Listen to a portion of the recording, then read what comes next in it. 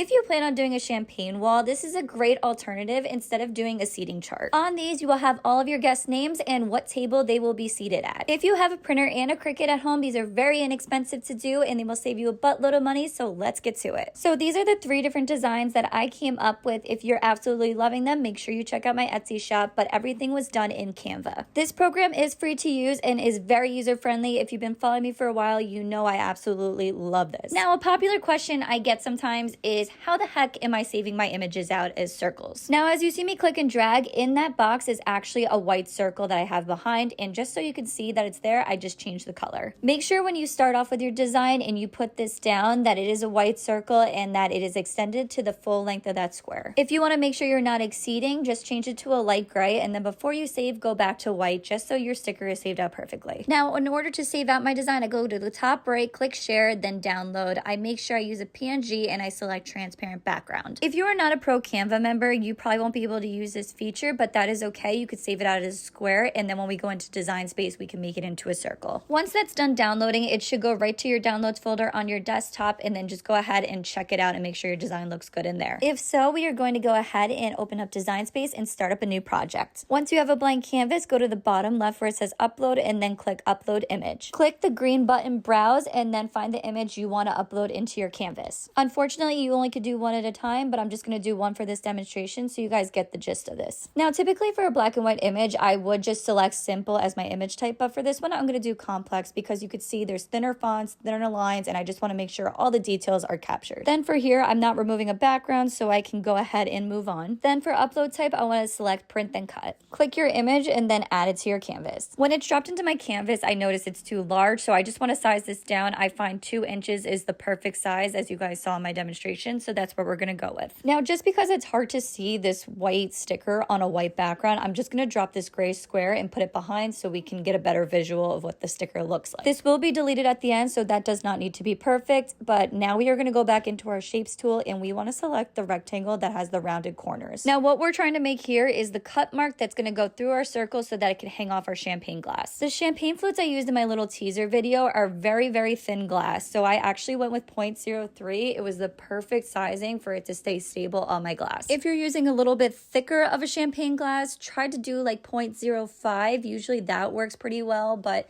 this is going to be a trial and error thing, so be very patient when it comes to this. As you saw while I was talking, I did rotate my rectangle 90 degrees, and now I'm just trying to figure out my positioning. I like to give even breathing room on both sides of my design, so that's what I'm trying to find right now. And then I like to position it at least halfway up my circle, if not more, just to make sure it's really secure on my champagne glass and it's not going to wobble around. Once I'm comfortable with where I want my slice to go, I click both my layers by holding down shift. You want the circle and the rectangle. Come down to the bottom left there and hit the slice icon. Once you click that, you're going to see a whole bunch of slice results pop up in your right hand layer tab. Now, the only layer you need is the one that is a circle, so go ahead and delete the rest of them. To confirm it actually made the cut mark, let's get rid of that gray background we have, and if you see that grid behind it, just like you see here, then you know you're good to go. Something I should have noted a little earlier while we were in Canva is once you create your design, make sure you go to the top right, hit add page after you created your design, and then change out your name and your table number just so everything stays looking the same. And once you're done typing all the names and the table numbers in here, then save them all out at one time. It will save you the stress. This is honestly my preferred method of going about these, but if you were hoping to do this in Design Space and change the text out there,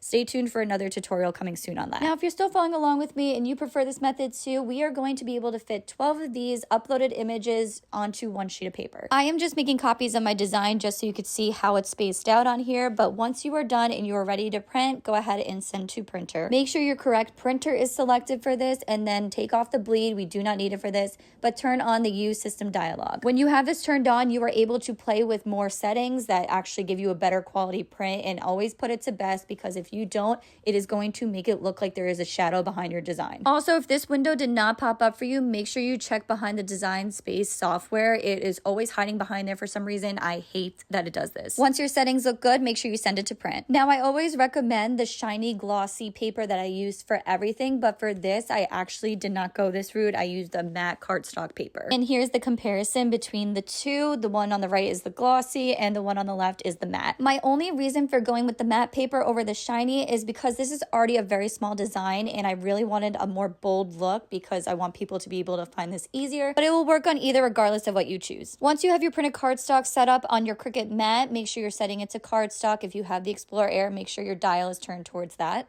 and then load it into your Cricut to cut. And hopefully your Cricut did a good enough job where you're able to pull back your cardstock paper and there are your tabs. Now I'm sure I'm gonna get comments saying, oh, you use cardstock paper near champagne, oh, your design's gonna get messed up and everything, but guess what? 9 times out of 10 people want to take this off as soon as they get the champagne glass because they don't want something smacking them in the face while they're having their drink. As soon as they get to their table, they're gonna put this down to mark their place as to where they are sitting. So here you go, here is the final result and what your champagne tabs should be looking like. If you have any questions, make sure you drop a comment. And that's all I got for you guys today. Make sure you come back tomorrow for Cricut Miss in July, day 21.